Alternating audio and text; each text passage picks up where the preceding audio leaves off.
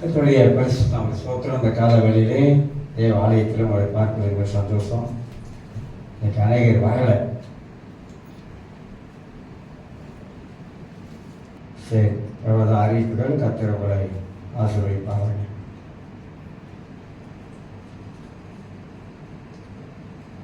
நான் ஒரு கோர்வையாக ஒரு மத்தியிலே ஒரு செய்தியை நான் ஒரு 5 மாதங்களாக பேசிக்கொண்டு வருகிறேன். ஒருவருக்கு ஒருவர் என்ற ஒரு தலைப்பில் என்ற ஒரு தலைப்பில் உங்க மத்தியிலே நான் சொல்லிக் கொண்டு வரேன். ஒருவருக்கு ஒருவர் நாம் என்ன செய்ய வேண்டும். இந்த ஒருவருக்கு ஒருவர் என்ற வார்த்தை பைபிள்ல நிறைய காரியங்கள் புதிய ஏற்பாட்டில் எழுதப்பட்டிருப்பதை குறித்து நாம் அறிந்து கொள்கிறோம். ஒருவருக்கு ஒருவர் என்ற ஒரு தலைப்பில். ஆக நான் தொடர்ந்து போன வாரம் 2 வாரம் இல்லை, முதல் வாரம் நமக்கு 2வது வாரம் மதர்ஸ் டே, அப்புறம் பிற்பாடு நமக்கு சேர்ச் அனிவர்சரி வந்துருச்சு. நான் 1 கொரிந்தியர் 3ஆம் அதிகாரம் 1லேருந்து 9 வரைக்கும் சபைக்குள்ள காணப்படுகிற பிரிவினை குறித்து நான் தொட்டு பேசி வந்தேன். அதுல மாம்சத்துக்குரிய மனிதன் என்பதை குறித்தும் ஆவிக்குரிய மனிதனை குறித்து ஏற்கனவே பேசியிருக்கேன். ஆனால் சில காரியங்கள் உங்களுக்கு தொட்டு பேச விரும்புகிறேன். மாம்சத்துக்குரிய மனிதன் எப்படி தேவனுக்கு பிரியமாய் வாழ முடியாது என்பதை குறித்து உங்க மத்தியிலே நான் சொன்னேன். சரி, மத்தியில் இன்னைக்கு ஏழைக்கு ட்ரம் வாசித்தாரு. அவர் ஊழியம் செய்யறாரு. ஒரு என்னது பேர் சொல்லு, மலேசியன் கேல ஊழியம் செய்யறாரு. மலேசியன் கேல 80 பேர் இருக்கிறாங்க. பெரிய நிர்வாகம். அது யூகேக்கு போயிட்டு வந்திருக்கிறாரு. ஊழியத்தில் நிறைய ஃபிட்டு கஞ்சா மற்ற ஊழியம் அதெல்லாம் அவர் பல அனுபவங்கள் இருக்குது. ஒரு நாளைக்கு நமக்கு இருக்கும்போது அவரை கூப்பிட்டு வைத்து இந்த ஊழியத்துடைய காரியங்கள் விவரங்கள் என்ன என்பதை நம்ம கேட்கலாம். அவங்களுடைய அக்கா வந்திருக்காங்க, ஜக்லின் வந்திருக்கிறாங்க, பிள்ளைகள் வந்திருக்காங்க. அவ்வளோ சமையல் இருப்பது மிக சந்தோஷம். கர்த்தர் ஆசீர்வதிப்பாங்க. நிறைய வந்திருக்கிறாங்க. ஓகே, சரி. திருச்சபை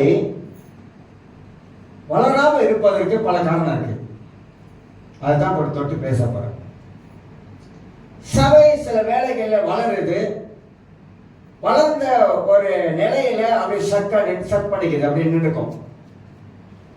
அப்புறம் மீண்டுமாக திருச்சபை வளராமலே கொஞ்ச காலம் அப்படியே போய் கொண்டு இருக்கும். காரணங்கள் என்ன? ஏன் திருச்சபை இன்றைக்கு வளராமல் இருப்பதற்கு பல காரணங்கள் இருக்குது. பல காரணங்கள்ல ஒரு சில காரணங்களை உங்க மத்தியிலே நான் பேசலாம் என்று எண்ணுகிறேன். இந்த 1 கொரிந்தியர் 3ஆம் அதிகாரத்தை கொஞ்சம் திருப்பி வைத்துக் கொள்வோம். 1 கொரிந்தியர் 3ஆம் அதிகாரத்தில் எல்லாருக்கும் தெரிந்த பகுதி. நிறைய காரியங்கள் அதிலிருந்து நாம பேசி இருக்கிறோம். அது மட்டுமல்ல, நிறைய படிச்சிருக்கிறோம். நமக்கு எல்லாருக்கும் அதுல என்ன நடக்குது என்பதை குறித்து நமக்கு தெரியும். நான் என்ன சொல்றேன்னு சொன்னாக்கா, வேதாகமம் பல விதங்களில நம்மளை ஒரு ஆவிக்குரிய மனிதனாக மாற்றுகிறது. இந்த ஆவிக்குரிய மனிதனாக மாற்றுவதற்கு நாம் இடம் கொடுக்காவிட்டால் நாம் ஆவிக்குரிய மனிதனாக மாற முடியாது. ஏன் நம்ம ஒரு ஆவிக்குரிய மனிதனாக மாற வேண்டும்? எதனால் அப்படி கேட்டீங்கன்னா, நாம் எல்லாருமாக தேவனுடைய பரிசுத்த ஆவியினுடைய அபிஷேகத்தை பெற்றிருக்கிறோம். பரிசுத்த ஆவியானவர் நமக்குள்ள இருக்கிறார். நமக்குள்ள இருக்கிற ஆவியானவர் நம்மளை ஒரு ஆவிக்குரிய மனிதனாக மாற்றுவது அவருடைய வேலை. அதனால்தான் பரிசுத்த ஆவியுடைய வேலையை பற்றி நான் பேசி வருகிறேன். ஆவியோட வேலை என்ன? அவர் நமக்குள்ள இருந்து எப்படி ஊழியம் செய்கிறாரு, ஆவியானவர் எப்படி செயல்படுகிறாரு, எப்படி செயல்பட்டு கொண்டிருக்கிறாரு. அநேகர் தேவனுடைய ஆவியானவருக்கு இடம் கொடுப்பதில்லை. அதனால்தான் நாம் ஒரு ஆவிக்குரிய ஒரு நல்ல மனிதனாக நாம் வாழ்வது கடினமாக காணப்படுகிறது. அநேக வேலைகளில் நமக்குள்ளாக இந்த மாமிசம் இருப்பதனால்தான் அநேக வேலைகளில் மாம்சத்துக்கு நாம் இடம் கொடுக்கிறோம். மாம்ச சிந்தைக்கு நாம் இடம் கொடுக்கிறோம். அநேக வேலைகளில் வேற வசனங்களை தியானிப்பதிலே நாம் குறைவுள்ளவர்களாக காணப்படுகிறோம். வசனங்களை சிந்திப்பது, வசனங்களை தியானிப்பது, வேதத்தை உன்னிப்பா வாசிப்பது, சம்பவங்களை உன்னிப்பா கவனிப்பது, வேதத்தில் இருக்கிற சம்பவங்கள் என்ன சொல்லுகிறது என்பதை உன்னிப்பாக கவனித்து படிப்பது, அதிலிருந்து பரிசுத்த ஆவியானவர் நமக்கு என்ன கற்றுக் கொடுக்கிறாரு, நாம் இப்படி வாழ்ந்து கொண்டிருக்கிறோம், நம்முடைய வாழ்க்கை இந்த உலகத்தில் எப்படி போய் கொண்டிருக்கிறது, ஆவிக்குரிய ரீதியில போய் கொண்டிருக்கிறதா, நம்முடைய ஆவிக்குரிய மனிதன் வளருகிறானா, வளர்ச்சி அடைகிறானா, நம்முடைய எண்ணங்கள் மாற்றம் அடைகிறதா, மாறுபட்டு கொண்டு போய் கொண்டு இருக்கிறதா, மாற்றப்பட்டு கொண்டே போறோமா என்பதெல்லாம் இந்த வேத வசனத்தின் மூலமாகத்தான் நம்முடைய கிறிஸ்தவ வாழ்க்கையாகப்பட்டது ஒரு ஆவிக்குரிய நிலையிலே நாம் போகிற மக்களாக இருக்கிறோம். ரட்சிக்கப்பட்டவர்கள் நிச்சயமாக அவன் ஆவிக்குரிய மனிதனாக மாற வேண்டும் என்பது தேவனுடைய விருப்பம், அது தேவனுடைய சித்தமாக இருக்கிறது. ஆக வேதத்தில் வாசிக்கும் போது 1 கொரிந்தியர் 3ஆம் அதிகாரத்தில் நான் சொன்னேன், பவுல் கொரிந்து சபைக்கு வராரு, வந்து அவங்களை பார்க்கும் போதெல்லாம் அவங்க ஒரு ஆவிக்குரிய மனிதனாக இல்லை. ஏன் ஆவிக்குரிய மனிதனாக இல்லை அப்படின்னு கேட்டீங்கன்னாக்கா, 3ஆம் வசனத்துல பொறாமைகளும் வாக்குவாதமும் வேதனைகளும் உங்களுக்குள் இருக்கிறபடியால் நீங்கள் மாசத்துக்குரியவர்களாக இருந்து மனுஷ மார்க்கமாய் நடக்கிறீர்கள் அல்லவா. மனுஷன் வாழ்வது போல, மனுஷன் நடப்பது போல நீங்க அப்படி நடக்க ஆரம்பிக்கிறீங்க. நீங்க ஆவிக்குரிய மனிதனாக இருந்தா நீங்க வாக்குவாதம் பண்ண மாட்டீங்க. நீங்க ஆவிக்குரிய மனிதனாக இருந்தாக்கா நீங்க பொறாமை உங்களுக்குள்ள இருக்காது. உங்கள் ஆவிக்குரிய மனிதனாக உங்களுக்குள்ளாக ஒரு போட்டி இருக்காது.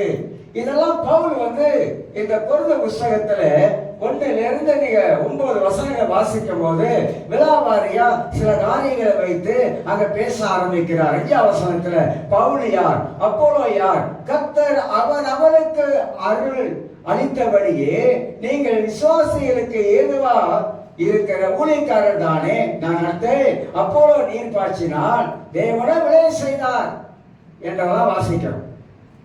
என்ன சொல்ல வராரு? ஏன் நாங்க அப்போலோ ஒரு ஊழியக்காரன்பா, நானும் ஒரு ஊழியக்காரன், நான் நட்டாவும் தண்ணி பாய்ச்சினா எவ்வளவுதான் வித்தியாசம். விளைய செய்கிற ஒரு கர்த்தரு. இன்னைக்கு ரசிகர் மன்றம் நிறைய இருக்கிறாங்க, தெரியுமா உங்களுக்கு? ரசிகர் மன்றம் நிறைய ரசிகர் மன்றம் உலகத்தில் இருக்காங்க. கிறிஸ்தவ உலகத்துல ஊழியக்கார ரகசியர் என்னது? ரசிகர் மன்றம். எனக்கு இந்த ஊழியக்காரர் பிடிக்கும், எனக்கு அந்த ஊழியக்காரர் பிடிக்கும், எனக்கு இந்த ஊழியக்காரர் பிடிக்கும். ரசிகர் மன்றம். எனக்கு இயேசுவை பிடிக்கும் அப்படின்னு மன்றம் இல்லை. என் இயேசு அதிகமா பிடிக்கும், நான் இயேசு வழியில பின்பற்றுவேன், வேற எந்த வழியில பின்பற்ற மாட்டேன், இயேசுவோட வழியில தான் நான் பின்பற்ற முடியும். அவர் தான் எனக்கு நல்ல வழியை வைத்திருக்கிறார் பைபிள்ல, அவர் தான் எனக்கு ரோல் மாடலா இருக்கிறார். இயேசு தான் ரோல் மாடல், வேற யாரும் கிடையாது. அவர் தவிர யாருமே உலகத்துல ரோல் மாடல் கிடையவே கிடையாது. அப்ப அவரை பார்த்து தான் நம்ம வாழணும், அவரை பார்த்து தான் நம்முடைய வாழ்க்கையை கட்ட ஆரம்பிக்கணும். நிறைய ரசிகர் மண்டலம் கவுந்துருச்சு. சில சபைகளை பாருங்க, அரசியல் உலகத்துல எப்படி நடக்குதோ அதே மாதிரி சபைக்குள்ள அரசியல் நடக்கும். பார்த்திருக்கீங்களா? சபைக்குள்ள கட்சி அரசியல் நடக்கும். இதெல்லாம் ஆவியானவரை துக்கப்படுத்துற காரியம் சொல்ல வர. பரிசுத்த ஆவியானவரை துக்கப்படுத்துவது. சபை என்பது என்னதென்பதை நமக்கு எல்லாருக்கும் நன்றாக ஒரு தெளிவான ஒரு எண்ணம் நமக்கு இருக்கணும். சபை என்பது நாம தான், கட்டடம் அல்ல. நமக்குள்ளாகத்தான் பரிசுத்த ஆவியானவர் வாசம் பண்ணுகிறார். அதனால திருச்சபை என்பது தேவனுக்கு சொந்தமானது என்பது எல்லாருக்கும் தெரியும். அவருக்கு தான் சொந்தம் திருச்சபை. மக்கள் அவருக்கு சொந்தமானவர்கள். மக்களை அவர் தான் நடத்துகிறார், மக்களை அவர் தான் பாதுகாக்கிறார், மக்கள் மேல அவர் தான் ஆசீர்வாதத்தை வச்சிருக்கிறார். அதனால நம்முடைய கண்களை, நம்முடைய எண்ணங்களை சரியாக திருப்ப வேண்டும். ஒரு வசனம் வாசிப்போம். திருச்சபை என்பது அது தூர நோக்க தரிசனம் உள்ளது. சபைக்கு ஆண்டவர் ஒரு தரிசனத்தை வச்சிருக்கிறாரு, சபைக்கு ஆண்டவர் ஒரு நோக்கத்தை வச்சிருக்கிறாரு, சபைக்கு ஆண்டவர் ஒரு திட்டத்தை வச்சிருக்கிறாரு. இதெல்லாம் திருச்சபை அறிய வேண்டும். நீதிமொழிகள் 29ஆம் அதிகாரம், நீதிமொழிகள் 29ஆம் அதிகாரத்தை கொஞ்சம் திருப்பிக் கொள்வோம். ஆண்டவர் சபை குறித்த நோக்கத்தையும் சபை குறித்த திட்டத்தையும் நாம் தெளிவாக நாம் புரிந்து கொள்ளுமென்றால் நமக்கு அது ஆசீர்வாதமாக காணப்படும். அப்ப ஒருவருக்கு ஒருவர் திருச்சபைக்குள்ளாக நாம் என்ன செய்கிறோம், என்ன செய்து கொண்டு இருக்கிறோம் என்பதை நாம் விளங்கிக் கொள்ள முடியும். நம்ம வாழ்க்கையில நம்ம எவ்வளவு சத்தியங்களை கேட்டிருக்கோங்க. எவ்வளவு பிரசங்கியார் ஊழியக்காரர் வந்து நல்ல அருமையான வார்த்தைகள் எல்லாம் பேசிவிட்டு போயிருக்கிறாங்க, இல்லைன்னு சொல்ல முடியாது. ஆனா எந்த அளவுக்கு நம்முடைய வாழ்க்கையில கிரகிக்கிறோம், அதாவது எந்த அளவுக்கு நம்முடைய வாழ்க்கையில அதை உள்வாங்கிக் கொள்றோம், எந்த அளவுக்கு அந்த வார்த்தைகள் வாழ்க்கையில கிரிகை செய்கிறது, எந்த அளவுக்கு நம்ம வாழ்க்கையில அது வேலை செய்து கொண்டே இருக்குது என்பதையும் நாம் அறிந்து கொள்கிறோம். நீதிமொழிகள் 29:18 தீர்க்க தரிசனம் இல்லாத இடத்தில் ஜனங்கள் சீர்கெட்டு போவார்கள், வேதத்தை காக்கிறவனோ பாக்கியவான். தமிழ் பைபிள்ல தவறா வந்துருச்சு, தீர்க்க தரிசனம் இல்லாத இடம் அப்படின்னு வந்துருச்சு. அது மொழிபெயர்ப்ப ஏற்பட்ட தவறு. தரிசனம் இல்லாத இடத்தில், வேத வசனம் இல்லாத இடத்தில் ஜனங்கள் சீர்கெட்டு போயிடுவாங்க. நல்லா நாம் அறிந்து கொள்ள வேண்டும். எங்கே தரிசனம் இல்லையோ அங்கே நம்முடைய வாழ்க்கை வளராது, பெருகாது, முன்னுக்கு போகாது. எங்கே தேவனுடைய வார்த்தை இல்லையோ அங்கே தேவனுடைய ஜனங்கள் தங்களுடைய ஆவிக்குரிய வாழ்க்கையை கட்ட முடியாது. அதனால்தான் திருச்சபைக்கு வரும்போது கர்த்தருடைய வார்த்தையை மட்டும் பேசுகிறோம், வேற எந்த காரியத்தில் நம்ம பேசுவதில்லை. தேவனுடைய வார்த்தையில இருக்கிற சத்தியத்தை எடுத்து காட்டுகிறோம். அதனால்தான் சில முக்கியமான கூட்டங்களை வைக்கிறோம், கடவுளுடைய வார்த்தையை கேட்பதற்காக, மக்கள் ஆசீர்வதிக்கப்படுவதற்காக. நல்ல நல்ல ஊழியக்காரங்க இருக்காங்க, டீச் பண்றவங்க. ஏன் வர வைக்கிறதுனாக்கா ஆள் வரணும், கூட்டத்துக்கு ஆள் வரணும். அப்பதான் நமக்கு சந்தோஷமா இருக்கும். வர வச்சுட்டு ஆள் இல்லைன்னா எப்படி இருக்கும் நீங்க நினைக்கிறீங்க? ஆள் வரணும். ஏன்னா ஒரு சத்தியத்தை கேட்கணும், ஒரு சத்தியத்தை திருச்சபை சரியாக கேட்கணும். ஏன்னா உலகத்துல இன்னைக்கு சபைகளுக்குள்ளாக நிறைய விதமான வித்தியாசமான காரியங்கள் சபையை மோசம் போக்கி கொண்டிருக்குது. சபையை சீர்கட்டு போகக்கூடிய நிலைமைக்கு பிசாசு கிரிகை செய்ய ஆரம்பிக்கலாம். இரண்டாவது கொரோனா வந்துகிட்டு இருக்குது. முதல் ஒரு அலை அடிச்சு ஏதோ நம்மளாம் பிழைச்சிட்டோம். ரெண்டாவது வருது, அதோட 10 மடங்கு வேகமா. தாய்லாண்டுலாம் பயங்கரமா பரவிச்சான், சிங்கப்பூர்ல பயங்கரமா பரவிச்சு, இந்தியாவில் பரவிச்சு. சாவு எண்ணிக்கையும் வந்துருச்சு, மரண எண்ணிக்கையும் வந்துருச்சு. மனுஷனை மட்டும் சொல்ல மாட்டான், சொல்லவே மாட்டான். ஆளுங்களை எச்சரிக்க மாட்டான். ஆளுங்களை கவசம் போடுங்க, முக கவசம் போட்டுங்க, கை கவசம், அதெல்லாம் சொல்ல மாட்டான், சொல்ல மாட்டான். ஆனா மற்ற நாடெல்லாம் பாதுகாக்குது. ரெண்டாவது ஒரு அளவு வருது, வந்துகிட்டு இருந்துச்சு, சொன்னானுக்கு வரப்போதுல வந்துருச்சு. நம்ம தப்பிக்கணும்னா, நம்ம பிழைக்கணும் அப்படின்னாக்கா கடவுளுடைய கிருபை நமக்கு இருக்கணும். கடவுளுடைய கிருபை இருந்தாதான் நம்ம தப்பிக்க முடியும், நம்ம பிழைக்க முடியும். தேவ பக்தியிலே வாழணும், தேவ பரிசுத்தத்திலே வாழணும். சபை ஒரு காலம் போல இல்ல. சபை இன்னைக்கு தடம் புரண்டுருச்சு. சபை இன்னைக்கு எல்லா பொதுவா சொல்றேன், நான் பொதுவா சொல்றேன், உலகத்துல இருக்கிற எல்லா சபைகளும் சொல்றேன், மலேசியா இருக்கிற எல்லா திருச்சபையும் சொல்றேன். சபை இன்னைக்கு சபைக்குள்ளாக அதிகமாக பக்தி வளர வேண்டிய காரியத்துல, சபைக்குள்ளாக ஆவியானுடைய அனுக்கிரகம் பெருக வேண்டிய காலத்துல, சபைக்குள்ளாக தேவனுடைய நன்மைகள் வரக்கூடிய காலத்துல, சபைக்குள்ளாக தேவனுடைய பாதுகாப்பு வர வேண்டிய காலத்துல, சபைக்குள்ளாக உலகம் நுழைந்து கொண்டிருக்குது. இன்னைக்கு சபைக்குள்ளாக உலகம் வந்துருச்சு. சபைக்குள்ளாக நமக்கே இவ்வளவு துக்கமா இருக்கலாம், பரிசுத்த ஆவியானவர் எவ்வளவு துக்கப்படுவார்? சபையில அசைவாடுகிற ஆவியானவர் எவ்வளவு துக்கப்படுவாரு? ஆண்டவராக இயேசு கிறிஸ்து பிதாவிடத்தில் பரிந்து பேசுகிறாரு. அவருடைய மனது எவ்வளவு துக்கப்படும். சபை தேவனுடைய மகிமையில இருக்க வேண்டியது. சபை உன்னதத்தை நோக்கி போக வேண்டியது. சினிமால வாசிக்கிறவங்க இன்னைக்கு வந்து கீபோர்டை தொட்டு வாசிக்கிறாங்க. சினிமால வாசிக்கிறவங்க இன்னைக்கு கீதார் வாசிக்கிறாங்க. சேர்ச்சுக்குள்ள அந்நிய அக்கினியை கொண்டு வராங்க. மலேசியாக்குள்ளதான் சொல்றேன்.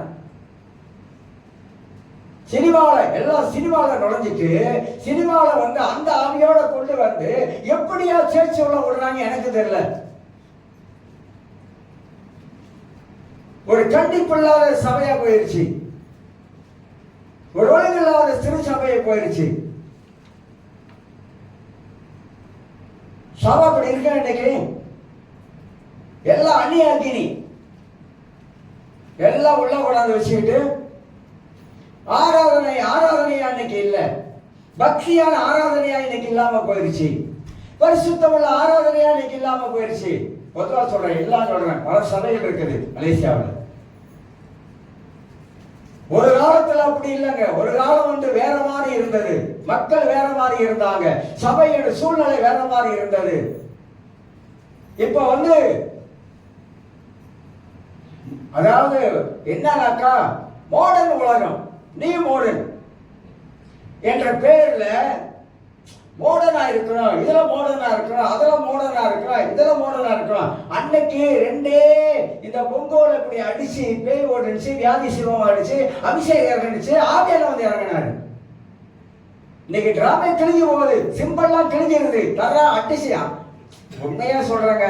நான் போய் பார்த்து சொல்றேன். சிம்பிள்லாம் கிழிஞ்சிருச்சு. என்ன அடி அடிச்சுன்னா சிம்பிள் கிளியும். அடிச்சா ஆவியான் வந்துடுறாரு. டிராமா அடிச்சு எதுவா அப்பதான் வராரு. அப்ப டிராமா அடிக்கிறதுனால தான் ஆவியான் வந்து இறங்குறாரா? ஆனா அன்னைக்கு இல்லைங்க அப்படி. அன்னைக்கு இருந்த நிலைமை வேற. அன்னைக்கு எனக்கு நல்ல அனுபவம் இருக்கு. ஆவியானவர் வந்து அசைவாடுகிற காரியத்துல. அதனால்தான் தரிசனம் என்பது அது வந்து நம்மளை தூரத்துல பார்க்க வேண்டியதாக இருக்கிறது. தரிசனம் உள்ளவர்கள் மாறுபட்டவங்க. தரிசனம் உள்ளவங்க வித்தியாசமானவங்க. தரிசனம் உள்ளவர்கள் உள்ளத்துக்குள்ள ஒரு பாரம் இருந்து கொண்டே இருக்கும். தரிசனம் உள்ளவர்களுக்குள்ளாக ஒரு அக்கினி எரிந்து கொண்டே இருக்கும். கர்த்தருக்காக செய்ய வேண்டும் என்ற ஒரு அக்கினி நமக்குள்ளாக எரிந்து கொண்டே இருக்கும். தரிசனம் உள்ளவர்களுக்கு ஒரு மன அழுத்தம் இருந்து கொண்டே இருக்கும். அந்த தரிசனத்தை நோக்கி போறவங்க சாதாரணமான காரியம் அல்ல. தரிசனத்துக்கு எதிராக தடைகள் வரும். வெளியேந்து வராதுங்க தடை. உலகத்திலிருந்து வராதுங்க. உலகத்தை மனுஷனிடத்திலிருந்து வராதுங்க. தடையெல்லாம் சபைக்குள்ள இருந்தா எழுப்பி வரும் தடைகள். அப்ப ஒரு தரிசனம் உள்ள ஒரு மனிதன், நீங்களும் நானும் ஒரு தரிசனம் இருந்தா நம்முடைய திருச்சபை எங்க போய் கொண்டு இருக்குது, நம்முடைய சபை எப்படி போய் கொண்டு இருக்க வேண்டும், நம்முடைய சபைக்குள்ளாக எப்படி தேவனுடைய மகிமையை நாம் கொண்டு வர வேண்டும் என்ற அந்த தரிசனம் நமக்கு இருந்தா அந்த தரிசனத்தோடு இணைந்து செயல்படும். அங்க பொறாமை இருக்காது, போட்டி இருக்காது, வாக்குவாதம் இருக்காது, சண்டை இருக்காது, பிரிவினை இருக்காது, மார்க்க பேதங்கள் இருக்காது, எதுவுமே இருக்காது. அது சபை சபையாக இருக்கும். சபைக்கு தான் இயேசு வர போறாரு. நம்ம தான் ஒரு தேவனுடைய ஆலயமாக இருக்கிறோம். நிறைய பேர் அநேக பேர் இந்த ஆலயத்தை கெடுத்துறாங்க. நானும் சபை தவற மாட்டேன். எங்க அண்ணி இறந்துட்டாங்கண்ணே, நான் நினைச்சிருந்தா ஒரு கூலிக்கார போட்டு நான் எங்க அண்ணன் கூட இருந்துட்டு ஒரு 2 நாள் சென்று நான் வந்திருக்கலாம். என் சபை தான் என்னோட மூச்சு. சபை என் உயிர். எத்தனையோ காரியத்தில் நான் வந்திருக்கிறேன். எங்க அக்காவோட கல்யாணம் முடிஞ்சு சனிக்கிழமை சேர்ச்சுக்கு வந்துட்டேன். என் சேர்ச்சி என் உயிர் நாடி. ஆராதனை எனக்கு முக்கியம், கலந்து கொள்வது முக்கியம். என்னுடைய டெடிகேட் அப்படி, நான் அப்படி அர்ப்பணிச்சிருக்கிறேன். அந்த அர்ப்பணிக்கப்பட்ட அந்த வாழ்க்கை நமக்கு இருக்கணும். எதுவா தான், சிலருக்கு முக்கியமான வேலை இருக்கு, சிலர் வந்து படிக்கிறாங்க, அதெல்லாம் பிரச்சனை இல்லை. நான் சொல்ற என்ன உங்களுக்கு தெரியணும். சில காரியம் தவிர்க்க முடியாது, அதெல்லாம் பிரச்சனை இல்லை.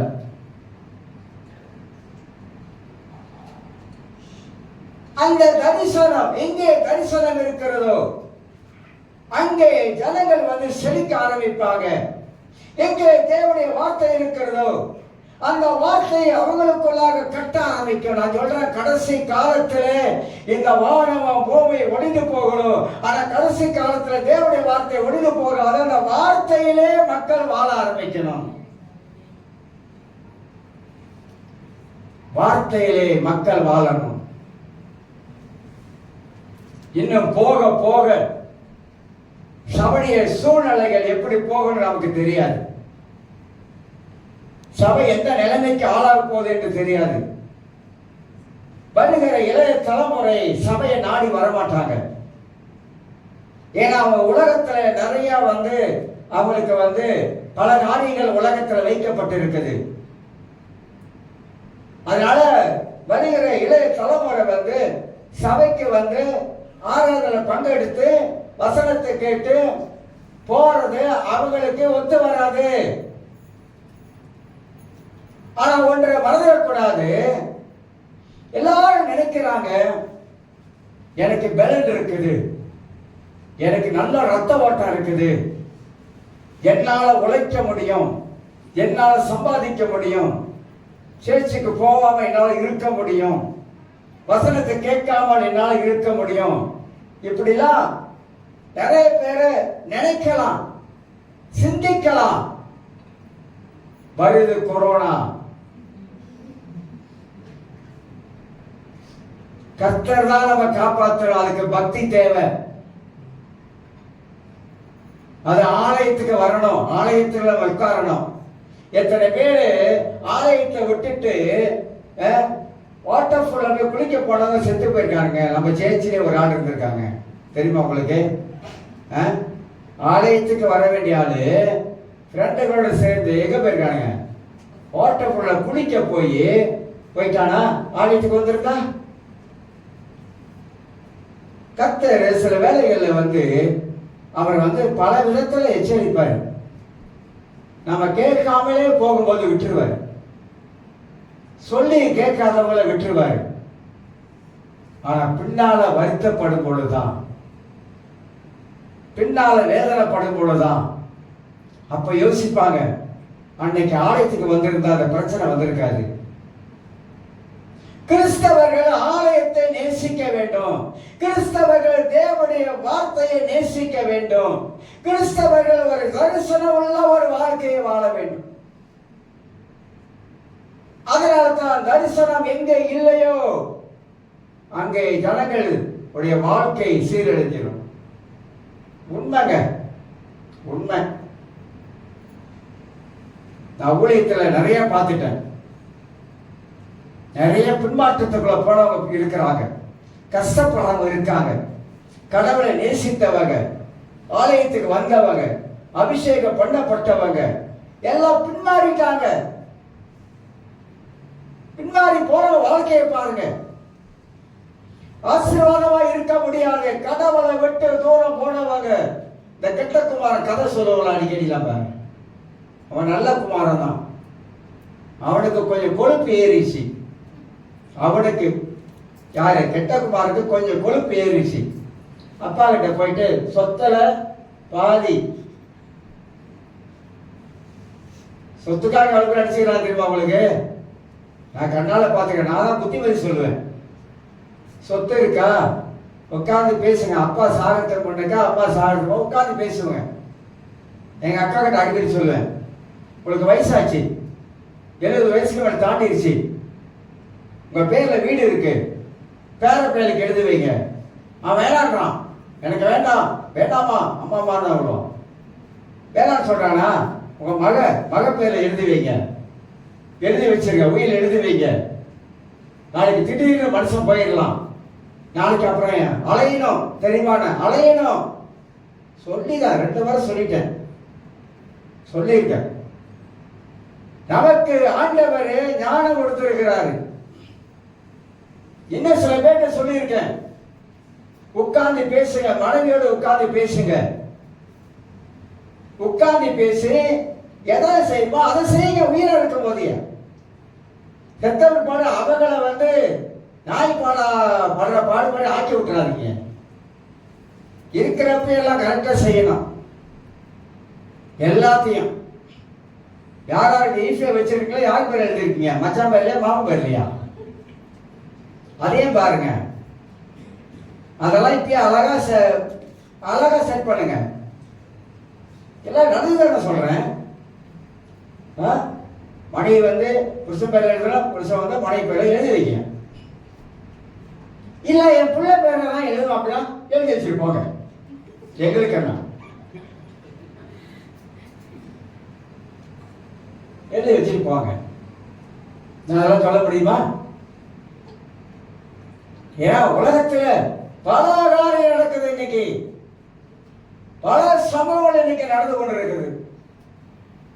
அதனால நம்முடைய வாழ்க்கையில நமக்கு இந்த கர்த்தருடைய வார்த்தையிலே நம்முடைய வாழ்க்கையை நிக்கணும்.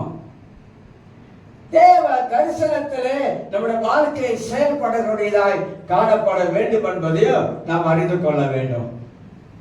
அப்ப ஒரு ஆவிக்குரிய மனிதனாக இருந்தால் அவனுக்குள்ளாக இந்த காரியெல்லாம் இருக்கும். இதெல்லாம் நம்ம வாழ்க்கையில இருக்க வேண்டும் என்பதை அறிந்து கொள்ளுகிறோம். இந்த ஆவிக்குரிய மனிதனுக்கு ஒரு 10 காரியம் இருக்குது. ஒரு ஆவிக்குரிய மனிதனாக இருந்தா ஒரு 10 காரியம் இருக்குது. நம்ம செக் பண்ணிக்க வேண்டியதான். நான் ஒரு ஆவிக்குரிய மனிதனா? நான் ஆவிக்குரிய சிந்தை உள்ளவனா இருக்கிறேனா?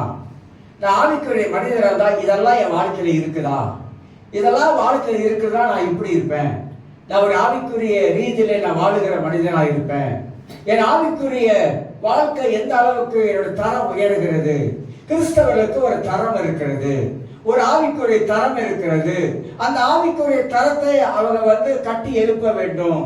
எல்லா கிறிஸ்தவர்களும் ஆவிக்குரிய தளத்திலே அவங்க கட்டி எழுப்ப வேண்டும்.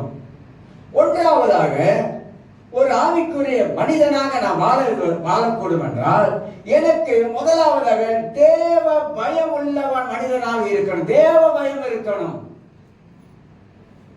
கடவுள் பயம் இருக்கணும். ஒவ்வொருத்தருக்குள்ளாக கடவுள் பயம் இருக்கணும். இன்னைக்கு யாருக்காக கடவுள் பயம் இருக்குது சொல்லுங்க பார்க்கணும். பொதுவா சொல்றேன். தேவ பயம் உள்ளவங்க எப்படி நடந்து கொள்வாங்க? யோசேப்பு ஒரு தேவ பயம் உள்ள மனிதன்.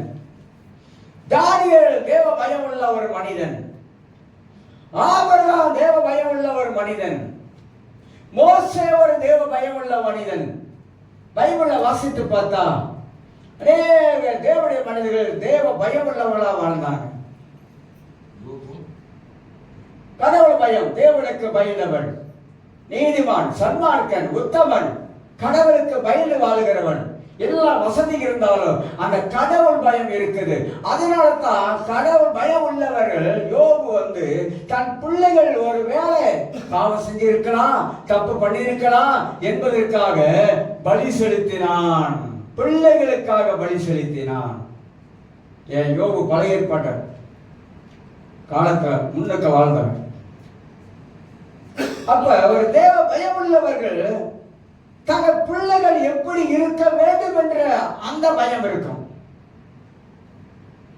தேவ பயம் உள்ளவர்கள் தன் பிள்ளைக்காக, ஆண்டவரே என் பிள்ளையை பாதுகாக்கணும், ஆண்டவரே என் பிள்ளையை ரட்சிப்பின் கோட்டைக்குள்ளாக மூடி மறைக்கணும், ஆண்டவரே என் பிள்ளையை வழிதவறி போயிடக்கூடாது, ஆண்டவரே என் பிள்ளைகள் ஆண்டவரே பரிசுத்தமாய் வாழணும், ஆண்டவரே.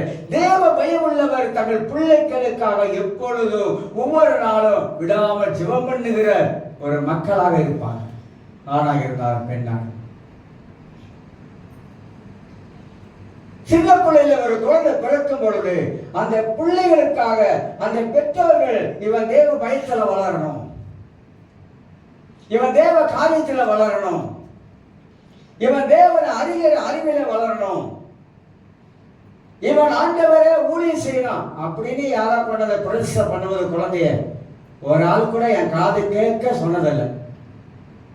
குழந்தைய கொண்டாந்து கொடுக்கும் போது பிள்ளைய பிரதிஷ்டை பண்ணி கொடுத்துருவோம். ஆனால் தாய் தப்பேன் பாஸ்டர் இவன் வந்து நல்ல படிச்சு பெரிய ஆளா வளர்ந்த பிற்பாடு இவன் வந்து ஊழியம் செய்யணும் ஜெபம் பண்ணுங்க அப்படின்னு ஒத்தாலும் சொன்னதில்லை.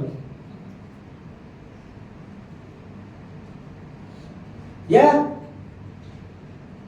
அவனை வளர்ந்து பிற்பாடு அவன் கடவுளை ஊழியத்தை செய்தான், அது மேன்மை இல்லையா? அது ஆசீர்வாதம் இல்லையா? தேவனுடைய ஊழியத்தை செய்வதை விட மேலான ஆசீர்வாதம் ஒன்றும் இல்லை. இன்னைக்கு கடவுளுடைய ஊழியத்தை அவங்களா என்ன பண்ணிக்கிறாங்க? பின்னோக்கி போயிடுறாங்க. தேவன் நமக்கு கொடுத்த ஊழியத்திலே நாம் அந்த ஊழியத்தை உண்மையாக, அந்த ஊழியத்தை அக்கறையாக, அந்த ஊழியத்தை கரிசனையாக, அந்த ஊழியத்தை ஆண்டவருக்காக செய்யக்கூடியவர்களாக காணப்பட வேண்டும். செட்டியாரு குளிக்க போனானா ஆத்துக்கு. அப்ப மேல கொஞ்சம் பேர் குளிச்சுக்கிட்டு இருந்தாங்க, கீழே கொஞ்சம் பேர் குளிச்சுக்கிட்டு இருந்தாங்க ஆத்துல. செட்டியார் என்ன சொன்னானா ஆத்த பார்த்து, ஆரே ஆரே நல்ல கேளு, என்ன தவிர இந்த ஆத்துல யாரும் குளிக்க கூடாது. அப்படி யாரும் குளிச்சாக்கா நான் குளிக்க மாட்டேன், நான் போயிடுறேன் அப்படின்னு. இப்ப ஆறு பார்த்து சொன்னிச்சான், நான் வந்து எல்லாருக்கும் பொதுவு, எல்லாரும் வருவாங்க, எல்லாரும் குளிப்பாங்க, எல்லாரும் போவாங்க, சந்தோஷமா போவாங்க அப்படின்னு. செட்டியாரு முடியாதுன்ட்டு போயிட்டான். 10 நாளாச்சான் குளிக்காம. ஏன்னா கம கம நறுமணம் வீசும், நாத்தான் அடிக்கும், அவ்வளவுதான்.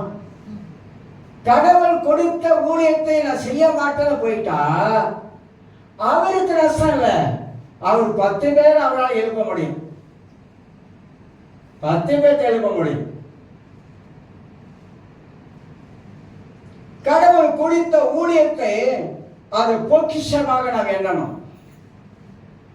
தேவன் எனக்கு கொடுத்த ஊழியம் பொக்கிஷம்.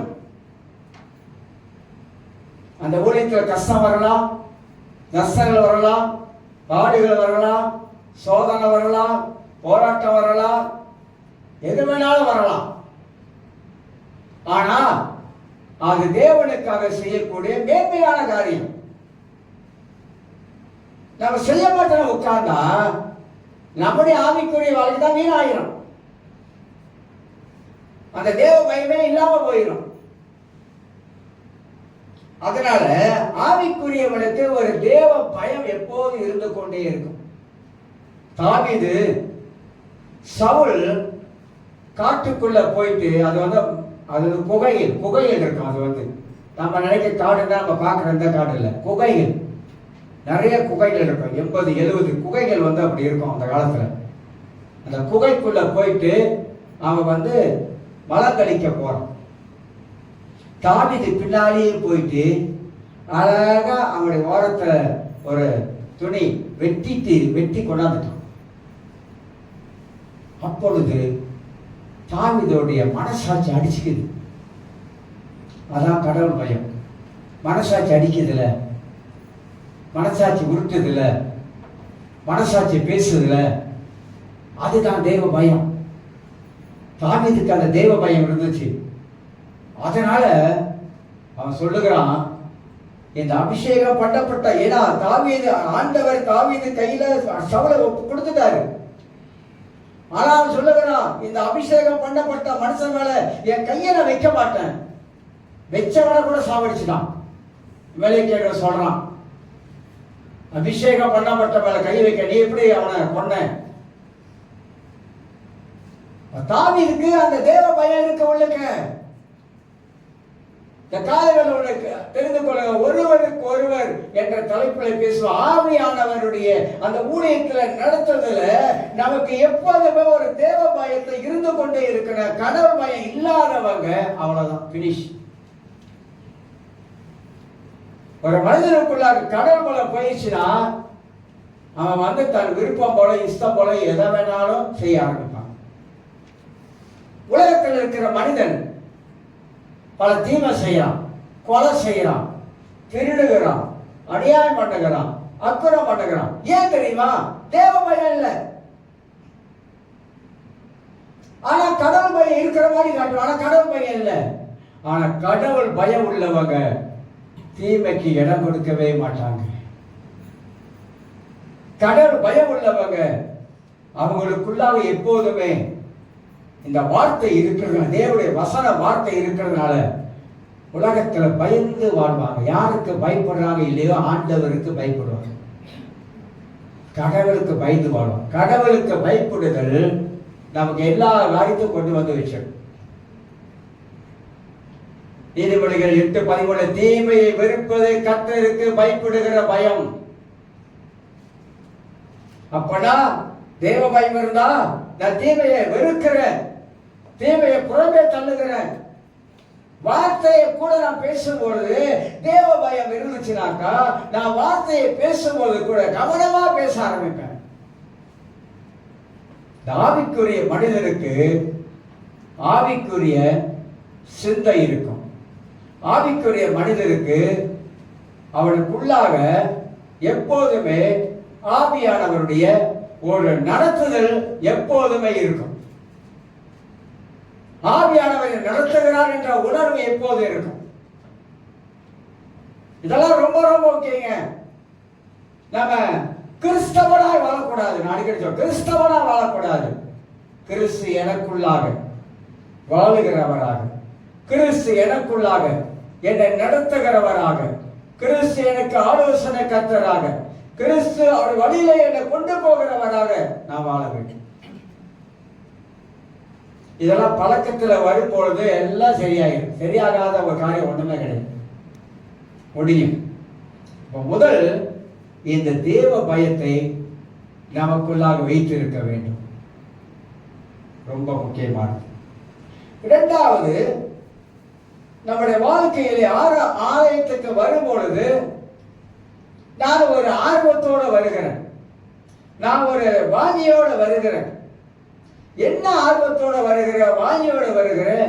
ஆராதனையிலே நான் பங்கெடுக்க வருகிறேன், ஆராதனையிலே தேவனை உயர்த்த வருகிறேன், ஆராதனையிலே என் உள்ளத்தின் ஆழத்திலிருந்து அவரை கனப்படுத்துகிறேன். பாடல் படிக்கும் பொழுது அவரை நான் உயர்த்துகிறேன், அவர் நாமத்தை மகிமைப்படுத்துகிறேன் என்றதான் நான் ஆராதனையிலே நாம பங்கெடுக்க வரும். ஆவிக்குரியவன் ஆராதனை மிஸ் பண்ண மாட்டாங்க. ஆவிக்குரியவன் ஆலயத்துக்கு வந்து ஆவியோடு உண்மையோடு, ஆண்டவரே இது நாள் வரைக்கும் என்னை தப்பு விட்டவரே சோத்திரம் அப்பா, இது நாள் வரைக்கும் என்னை நடத்தி வந்த தேவனே நன்றி ஆண்டவரே, இன்னைக்கு உயிராயிருப்பது ஒரு மேலான கிருபை ஆண்டவரே என்று சொல்லி ஆராதனை நடுவிலே பரிசுத்த ஆவியானவர் அசைவாடுகிறார்கள். ஆராதனை மத்தியிலே தேவன் இறங்கி வர, தேவ தூதனை இறங்கி வரான். அவனுக்கு கிடைக்காத சில ஸ்லாக்கி இருக்கிற, அவனுக்கு கிடைக்காது. நம்ம ஆராதிக்கிற மாதிரி அவன் பார்க்க வரான் பூமியில, தேவதூதன். நம்ம கண்ணுக்கு தெரியாது. பூமியில இருக்கிற மக்கள் எப்படி ஆராதிக்கிறாங்க, தேவனுடைய பாடல் மூலமாக தேவனை எப்படி உயர்த்துகிறோம், உள்ளத்தின் ஆழத்திலிருந்து கடவுளை எப்படி உயர்த்துகிறோம். சோத்திரம் ஆண்டவரே, சோத்திரம் ஆண்டவரே, நம்முடைய நாமத்தை பாடல் மூலமாக உயர்த்துகிற ஆண்டவரே. நம்முடைய ஆவி ஆத்மா சரீரத்தை அர்ப்பணிக்கப்பட்டவராக கர்த்தரை ஆராதிக்கும்.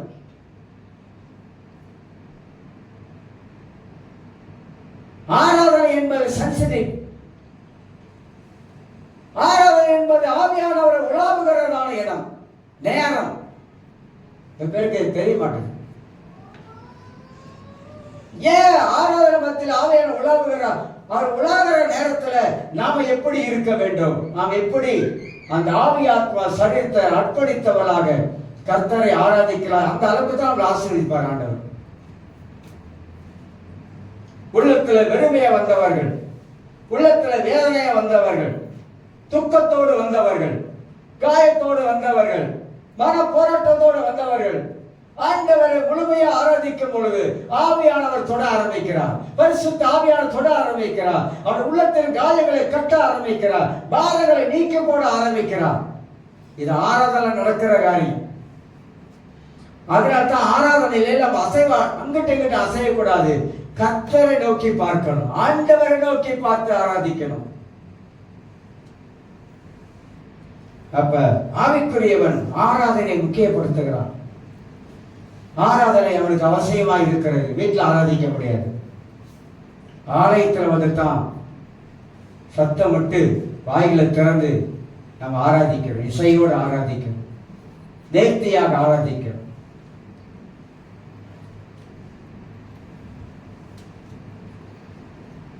ஆக எனக்கு அருமையானவர்களே, இந்த காலவேளை எல்லாரும் நன்றாக ஒன்று அறிந்து கொள்வோம்.